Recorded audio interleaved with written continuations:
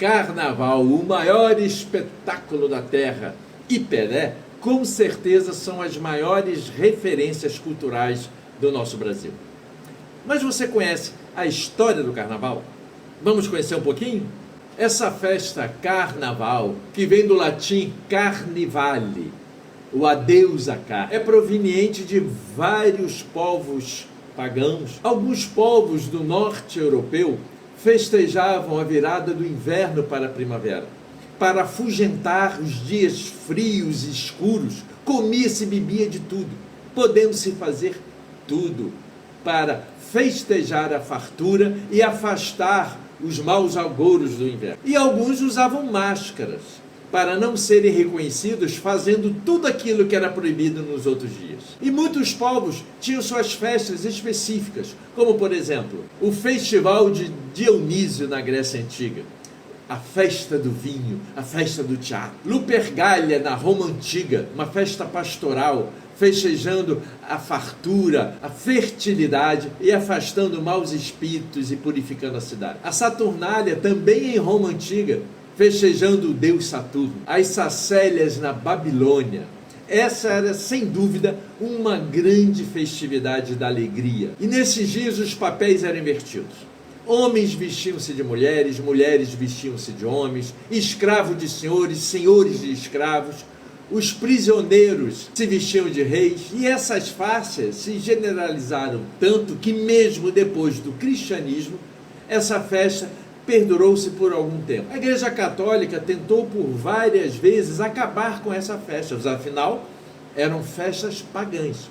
Mas aos poucos, o Carnaval foi sendo inserido no calendário litúrgico católico. Foi o Papa Gregório Magno, do século VI, que, para organizar, estabeleceu que o período do início da Quaresma seria a partir de quarta-feira de cinzas. E que terça-feira, chamada Terça-feira Gorda, seria o último dia que as pessoas poderiam comer e beber à vontade. E a Quaresma significa o jejum para os católicos, em homenagem e referência aos dias de Jesus Cristo no deserto. E o Carnaval chega no Brasil no período colonial, obviamente trazido pelos portugueses. Primeiro registro em 1533, na capitania de Pernambuco. Lembrando que o Carnaval daquela época nada tem a ver com o Carnaval de hoje. A festa do intrudo, que era essa festa que tinha em Portugal no período do Carnaval. Intrudo, que quer dizer entrada para a Quaresma. E a festa era desfilar pelas ruas com bonecos gigantes, assim como tem hoje em Olinda, e se jogando, né, suas borrachinhas, suas bolinhas, que eram chamadas de laranjinhas e limões, que tinham águas cheirosas, nem sempre tão cheirosas. E era uma brincadeira meio sádica até, pois os brancos ricos jogavam nos escravos que passavam pela rua. Dom Pedro I brincava com seus escravos em sua casa, mas os escravos não devolviam. E nas ruas essa brincadeira foi se tornando cada vez mais violenta. E os ricos, então, começaram a organizar festas nos salões. Em 1830 começam a aparecer as leis para proibir a festa do intrudo. Em 1841 foi oficialmente banido. Então, enquanto os ricos se organizavam em bailes, em salões e cassinos, os pobres se organizavam em blocos. Eram organizados, geralmente todos vestindo a mesma fantasia, os cordões carnavalescos, que foi uma evolução de alguns blocos, como por exemplo o bloco do Zé Pereira. Foi o bloco que começou a introduzir instrumentos de percussão e saiu às ruas do Rio de Janeiro no ano de 1846. Zé Pereira era o nome determinado pela bagunça que faziam. E depois foi conhecido como Bloco do Sujo, sem compromisso nenhum com fantasias. E os instrumentos de percussão, introduzidos no Bloco Zé Pereira, que deu origem às baterias da escola de samba. E os blocos hoje em dia, considerado o maior bloco, é o bloco do Galo da Madrugada de Recife. É um bloco que amanhece, acorda os foliões e carregam mais de 2 milhões de pessoas pelas ruas de Recife. E os blocos com início do século XVIII, ainda com marchinhas europeias. Foi em 1889 a primeira marchinha composta exclusivamente para o Bloco do Brasil. E foi uma mulher que compôs. Ou Abre Alas, de Chiquinha Gonzaga, para o Cordão Rosa de Ouro. Os Ranchos Carnavalescos. Foi a maior associação que se reunia. Eles se organizavam e se encontravam durante todo o ano para ensaiar e contar uma história. A origem do samba enredo. Rei de Ouro foi o pioneiro dos ranchos carnavalescos, fundado em 1893 pelo compositor pernambucano Hilário Jovino Pereira. O Rei de Ouro introduziu junto à bateria cordas e sopro e introduziu o casal de mestre-sala e porta-bandeira. Originalmente, era comum um grupo atacar os portas-estandarte, ou seja, porta-bandeira. Então, criou um mestre-sala, que era para proteger a porta-bandeira.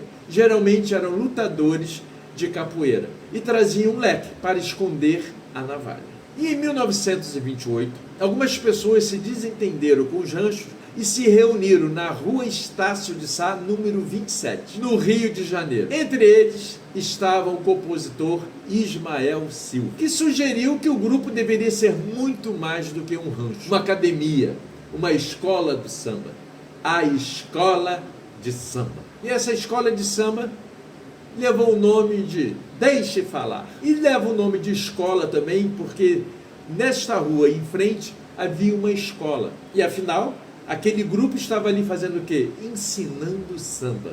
Então, portanto, escola de samba. Uma outra associação foi o Bloco Carnavalesco conhecido como Conjunto Oswaldo Cruz, que teria sido fundado em 11 de abril de 1923 na Estrada da Portela. Na Estrada da Portela, no bairro Oswaldo Cruz. Os fundadores, cansados com os ranchos carnavalescos, criaram um bloco para se divertirem do jeito que quisessem. E em 1930 começaram a se considerar uma escola de samba. A escola de samba com o nome Quem Faz com Capricho. Depois mudou para Vai Como Pode. Participou do primeiro concurso do desfile de escola de samba, no Rio de Janeiro, em 1932. Mas em 1933 não quiseram registrar o nome da escola com um nome tão chulo.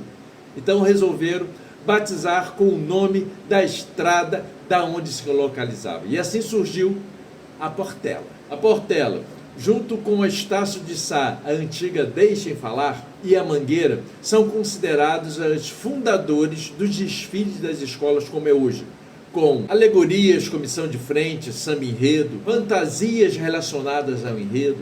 No século XIX, o samba era considerado qualquer tipo de dança de origem africana, como umbigada, lundum, congo, batucada, tudo era considerado samba. A palavra chegou bem no final do século XIX, para o início do século XX, junto com as pessoas de origem africana vindo do Nordeste e se instalando ali na Gamboa, na Pedra do Sal. Denominou-se aquela área como a Pequena África. E entre esses migrantes estavam as tias baianas. As casas delas serviam de ponto de encontro, não só para a religião, mas para a culinária, para a música, para a dança, influenciando os costumes e hábitos da capital. Uma das mais famosas foi Hilária Batista Almeida, mais conhecida como Tia Seata. Então começavam os encontros lá na casa de Mãe Seata. Em 1910 começavam então os improvisos para um samba enredo. E em 1916, Donga compôs o primeiro samba, chamado No Telefone. E o samba começou